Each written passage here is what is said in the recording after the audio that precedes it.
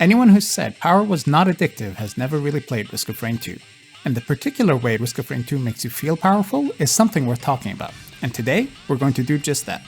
Hi, I'm Daniel, and welcome back to Game Design Nuggets, a series about game design.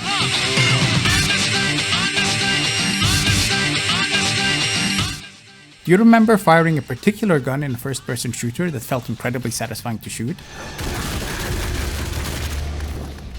Or what about a third-person game that has a particular attack that just feels amazing when you land it?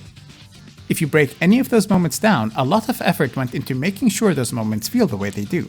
It's all done deliberately and is a small expression of what is sometimes referred to as chasing the power fantasy. The principle of power equals satisfaction is found in any game that puts the player in moments of power. At least ones that want you to feel good about being powerful, as there are some games out there, like the ones we hinted at in previous episodes, that might want to use it to drive a different point home. There are some games out there that are actually built almost entirely around chasing the power fantasy. A good genre to use for an example here would be action RPGs, where things start off reasonably tame, and after about 50 hours of gameplay, things get a lot more impressive. And over those 50 hours you've made many decisions and earned this growth and power. And since that growth happened over a long period of time, there is a bit of subtlety in how you feel that power grow. Like a lot of these examples, Risk of Rain 2 is built around the power fantasy. But there is nothing subtle about the way Risk of Rain 2 handles this power growth. You don't look back on over 50 hours of gameplay reflecting on how long the journey was and how satisfying it was to get here. Oh no, there's no time for any of that in Risk of Rain 2.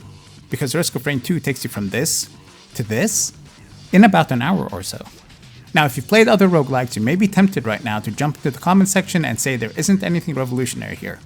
Most roguelikes usually grow you in power over one long session instead of over a series of sessions, and you'd be absolutely right.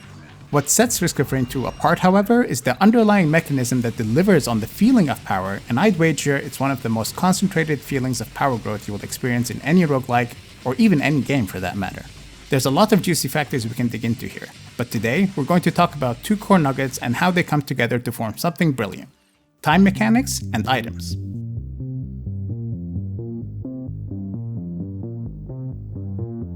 At the core of Risk of Rain 2, the engine that drives the game forward is the passage of time, and as time passes, things start to escalate. A good place to start would be the quantity of enemies on any given map. It goes from something like this at the start of a session to something like this at almost an hour in. And well, it never really stops. Dispatching an escalating number of enemies is an easy way to make you feel powerful in any game. But, like I've said before, the difference here is your escalation is happening over a much narrower period of time, so your feeling of power is a lot more concentrated and more visually apparent. It isn't just the quantity of enemies that escalates, but also the quality. Tougher and tougher monsters start spawning in, and you'll begin to encounter souped-up elite versions of enemies as well. After a while, even bosses are thrown into the mix and start spawning as regular enemies. This is another common trick you'll notice designers use, where things that felt like insurmountable bosses in the early game are thrown at you as cannon fodder in the mid and late game. Unlike the first time you fought a boss, you're better, stronger, and more powerful, and you dispatch them with relative ease, which is immensely satisfying and contributes to your feeling of power. And as an aside, as time passes, you and your enemies level up and gain more and more stats. And because of that, your numbers start to grow, and you go from dealing something like 9 damage to dealing 900. And there's something inside every single one of our little lizard brains that just loves seeing numbers grow.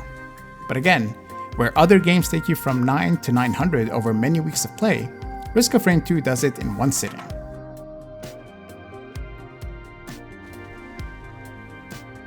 Time doesn't just escalate your enemy's power, it also improves yours. In Risk of Rain 2, the primary way you gain power is by procuring different items. As time passes, your opportunity to accrue more and more items gets bigger and bigger. And again, just like enemies, not only does the quantity go up, but also the quality. The way the items and their effects are designed is the second thing we're going to talk about today. All the items in the game are designed in such a way that they can be stacked infinitely. Now, there are one or two items that are kind of pointless to stack infinitely, like these glasses that improve your critical chance. There's no need to go over 100% crit chance or even like 90%, but these sort of items are the exception. Most items actually scale infinitely. This has a huge impact on how your hero starts to feel. To give a quick example, if you stack this item that increases your attack speed, you can take your attack speed from this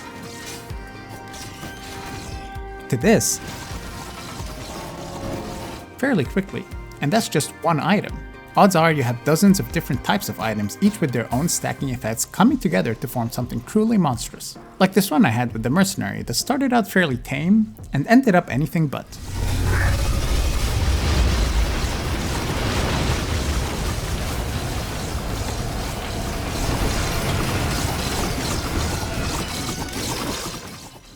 Or this run with an engineer that similarly became comically insane.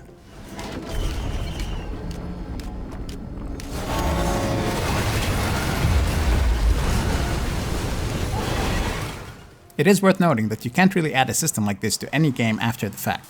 I'd wager that this was a foundational system the developers made early on, which allowed them to build their whole game around it, as you need some pretty clever implementations to make sure things don't break when you reach these levels of lunacy.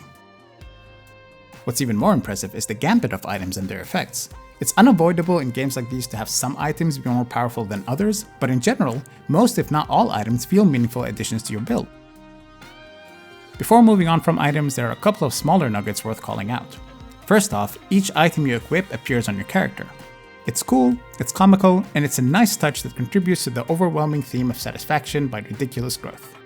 Second, it's worth calling out that Risk of Rain 2 has a bit of fun in how it lets you acquire these items, which is very important in a game like this since you don't want the core experience ever to grow stale. In the base game, you buy items in exchange for gold, and you get gold by killing enemies. As time progresses, things start to cost more, but you also get more gold, and you have a ton of options on how you can spend the money. Opening basic crates, opening bigger crates, opening legendary crates, vending machines that give you the choice of 1 out of 3 items, shrines of chance to gamble on. Oh, and there's AI droids you can hire as well, and odd shrines and things that do different effects around the map. This variance doesn't really contribute to power directly, but it's a really good nugget to point out because it varies your minute-to-minute decision-making process and keeps repeat runs feeling fresh. The last point worth mentioning is the relationship between your rate of growth versus that of your enemies. Your enemies are guaranteed to gain power. It just happens regardless of what you do, and there's nothing you can do to stop it. Your growth, however, is tied to your skill and your ability to think fast on your feet. As you play through a session, you have to make sure that you are killing things efficiently to generate currency and that you are making the right choices along the way on what to spend that currency on, all in the hopes that your power growth matches or exceeds that of your enemies. Things start to go south when your power growth falls behind that of your enemies and is usually when a run begins to decline. Now, the way both of these angles come together is what makes Risk of Rain 2 a game of wits as well as skill, and that isn't very apparent when you're looking at the game. You can clearly see a lot of skill and effort going into moving, fighting, killing, and staying alive, but what is hard to describe is the underlying layer of strategy and critical thinking that accompanies it as you do your best to play efficiently in a game that is constantly trying to get ahead of you. There's a good bit of strategy that goes into your decision-making process as you constantly weigh whether to stay longer on a map to gain more items or to move on. In general, there are some good strategies that people call out, like blasting through the first few levels, but the subtle shifts in which map you get and where loot spawns can skew your strategy. Do you stay a bit longer on a map to farm some gold because you see a dispenser with a valuable green item? Or do you ignore all other crates and save up to buy a single legendary crate instead? Who knows? You make the call in a series of snap judgments in a game where there is no time to stop and think. When all of this comes together, Risk of Rain 2 feels like a race against time like no other. What you're doing in your minute-to-minute is shooting at things, trying to stay alive and fighting physical monsters and bosses, but in reality, what you're actually fighting against is time itself. And much like real life, that's a fight you will inevitably lose, and when the dust settles, you look back and measure yourself by just how far you've come in what time you were given. Thanks for watching and for sticking with Game Design Nuggets this past year. We're halfway to our first YouTube milestone of 1,000 subscribers, so if you liked this video, please leave a like, subscribe, and share it with your friends. Thanks again, and see you all next time.